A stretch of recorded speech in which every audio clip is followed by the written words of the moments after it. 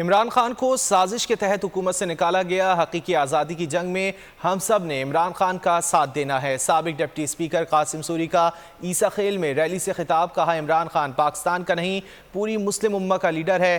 Qasim sorry پر کارکنان کی جانب سے پیسے بھی نچھاور کیے گئے۔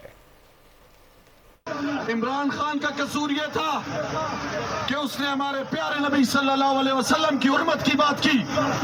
عمران خان کا یہ قصور تھا کہ پورے مسلمان امہ میں جو اسلام فوبیا کا مسئلہ تھا، جو مغرب میں مسلمان رہتے تھے، جن کو دہشت گرد کہہ دیتے تھے، جن کی داڑیاں ہوتی تھی، وہ ہماری بچیاں جو اسکارف پہنتی تھی انہیں تنگ کرتے تھے، پوری مسلمان امہ کا مسئلہ عمران خان نے اٹھایا۔ یا تو آج حقیقی آزادی کی طرف جانا عمران خان کے ساتھ۔ میرے پیارے پاکستانیوں، میرے پیارے عیسیٰ خیل کے لوگوں، آپ کا جو یہاں کا لیڈر، ہم سب کا، پورے پاکستان کا، بلکہ پوری مسلمان امہ کا جو لیڈر۔